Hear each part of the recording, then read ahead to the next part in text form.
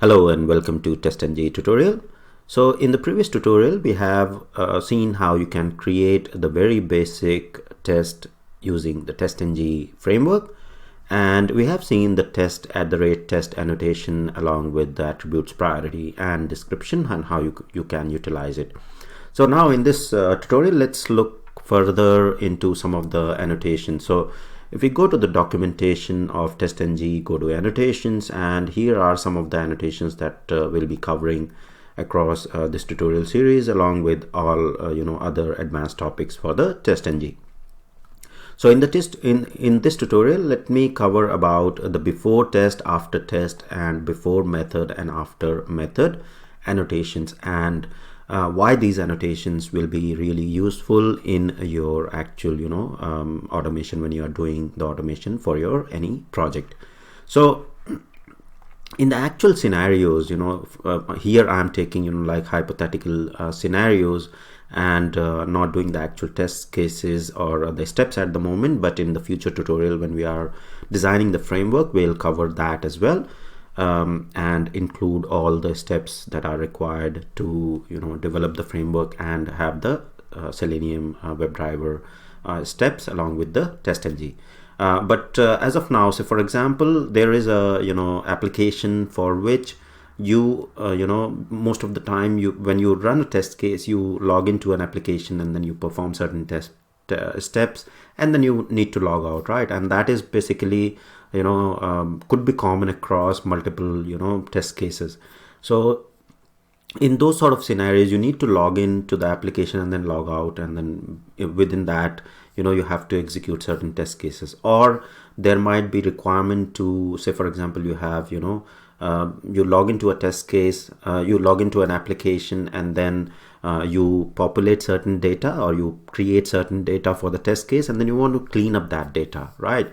So before each test, you want to create the data, and then after each test you want to clean up the data, right? So these annotations that are there, so for example, the before test and after test will help you to achieve anything that is required to be executed before all of the tests in that particular class. Say for example, in this case here I have two test cases, right?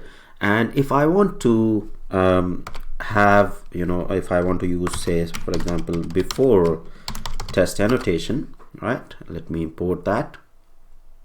And what this will do is, let me create the method. So I'll say if there is a method which is something like login to application, all right?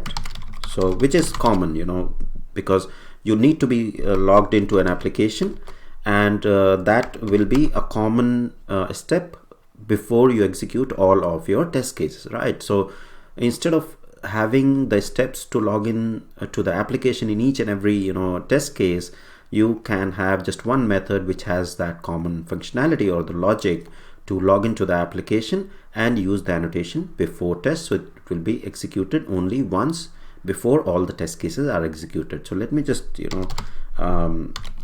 have I'll print something on the console. So log into application, right?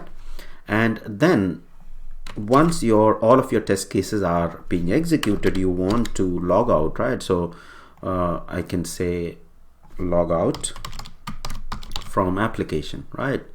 And here we can say log out from application, just to show you the execution. And then I can use the annotation after test.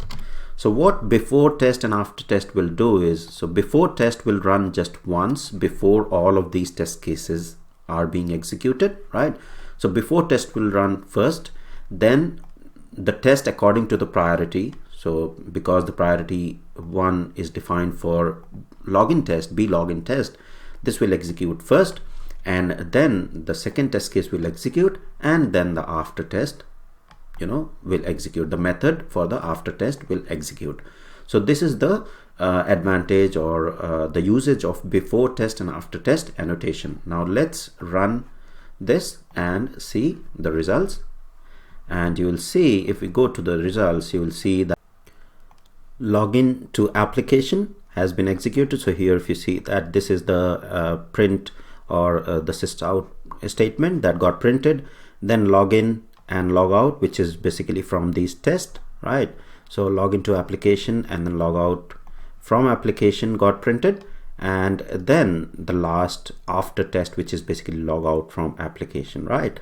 So that's the sequence that got executed, and you can see that there are only 2 tests that got executed. So these before test and after test methods got just executed before these 2 test cases.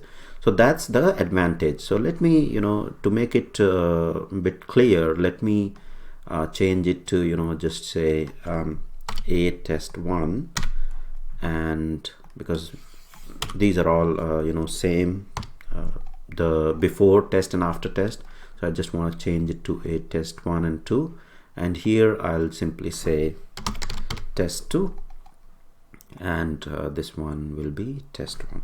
All right, so this will be more clear when we execute. So let me run again, and now you can see that login to application, which is basically before test, the method which is annotated with before test, and then log out to application, and then 2 tests got executed, right? So that's what the advantage of using before test.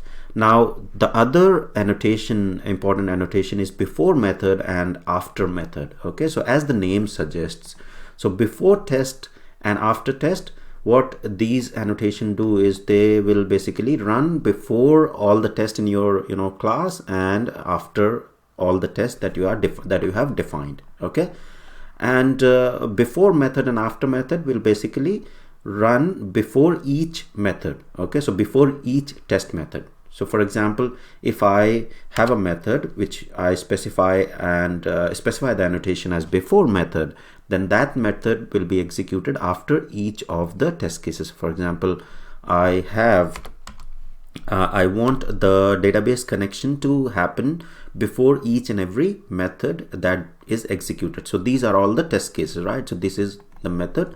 A test 1 is one test case, right?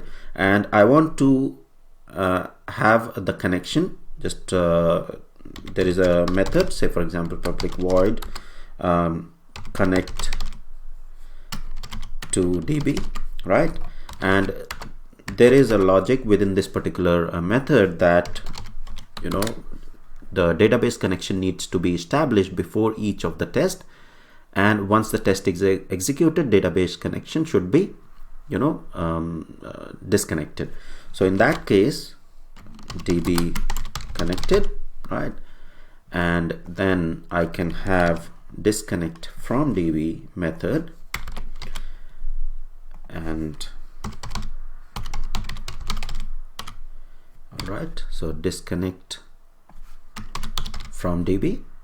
And if I want to execute these methods before each and every test cases, then what I can use is I can use the annotation before method and import the annotation, the library, and after method.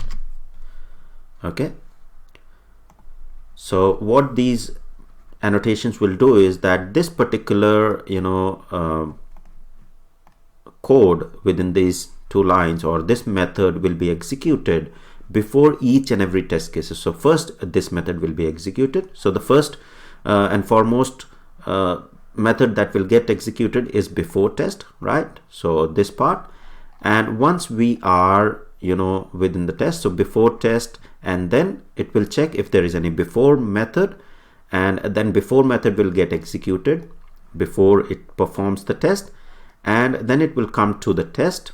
It will execute first test case, then it will run after method and disconnect the DB.